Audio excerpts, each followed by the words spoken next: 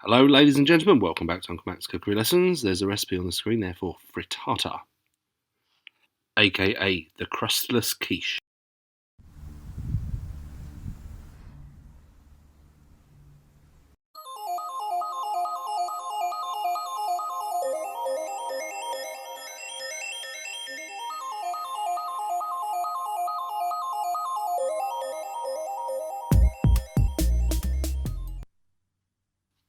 So what exactly is frittata? Well, it's an omelette, but the difference is it's an omelette that is left open-faced, meaning it's not folded over, and the other ingredients, which there has to be at least one other than eggs, will generally be added to the eggs whilst the eggs are raw, rather than sprinkled on top.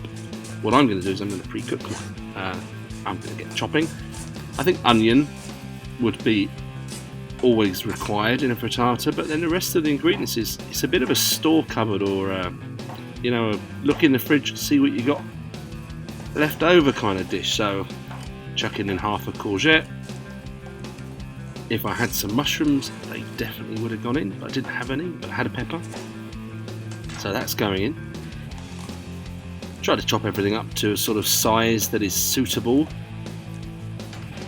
reasonably even, so that they would cook evenly as well. Speeding through this with some editing. Obviously parsley, chives would be really nice. If I had some chives in the fridge, I definitely would use them. I've never put garlic in a frittata, it doesn't seem right, but you could do. It's up to you, because it's your omelette at the end of the day. And there you go, I had a bit of broccoli left over, and that's not an ingredient you would normally associate with it, but why not? Broccoli quiche is beautiful. Absolutely lovely. That reminds me. Let's put that on the old clipboard of things to do.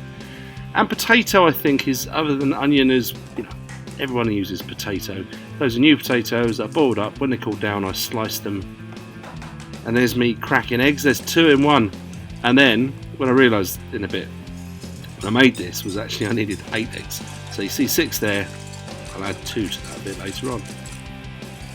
Like I say, this isn't an exact recipe, it sort of depends on the pan you're using, etc, etc. The last time I made it, 6 eggs was enough, but this time around it wasn't.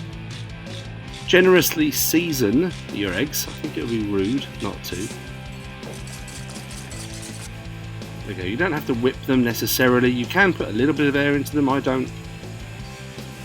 Okay, cooking vegetables, and here you've got to actually sort of assess the cooking time of your vegetables, and I always feel that courgettes and peppers, and aubergine if I was using it as well, they take longer to cook than onions and other things, so I put in what I think is going to take longer to cook first. And again, a little bit of salt, in particular salt. Pepper is just for flavour, but the salt draws moisture out and it helps them cook a bit more quickly. And that is a few minutes later. You can see a little bit of colour forming on them now, they're looking rather nice.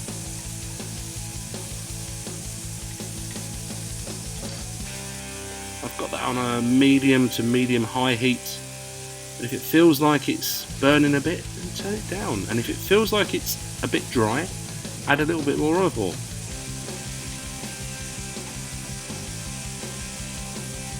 Okay, once I've got my onions and courgette in, it's not going to take too much longer now for those to cook down. I just want them to soften a bit.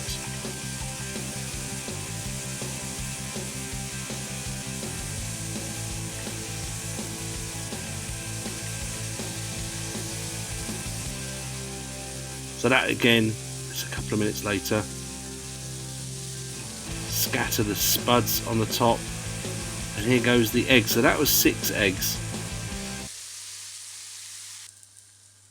And I was thinking, oh, it would be enough, I suppose, but it's not as much as I want. So quickly, very frantically, beat another couple of eggs up and get those on. And there, I'm happy. Now at this stage, we're not going to do much stirring, really. You can sort of dab at it with a spoon or a fork just to sort of make sure things are evenly distributed. And then again, a last minute decision. I said to the missus, do you want some feta on this? And she went, feta would be nice. So I thought, oh, I'll make it so. So not too hot, the oven, about 170, same sort of temperature you cook a cake, a sponge at. And that had just under 20 minutes. And I was like, no, it's not quite there. It's just a few minutes longer. So in total, that was about 20 minutes, but times vary. You see me here. Give it a prod. You can tell when it's cooked. It's firm to the touch. It is ready. And then that is a couple of minutes later. Let this thing relax. Do not try to turn this thing immediately, because the eggs will be expanded. They would have stuck to the bottom of the pan unless you've got a super non-stick thing. So I always give mine up to 5 minutes or so to cool down in the pan, to rest, relax, and it will retract, and it makes getting it out of the pan much more easier. And I was going to do a split screen and I accidentally discovered a really cool trick. I hope you like that special effect there. I think that sort of shows you how to do that. Very pleased with myself.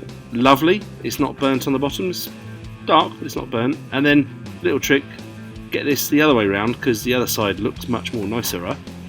And there you go, pretty as a picture. Isn't that nice? A very simple dish.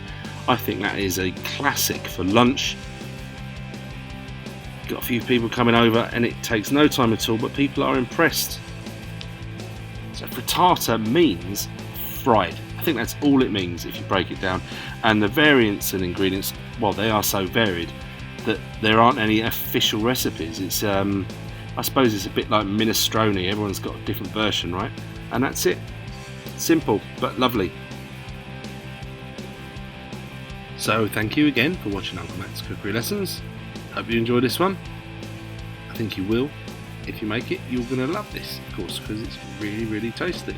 Anyway, while you're here, if you haven't already, don't forget to hit that subscribe button.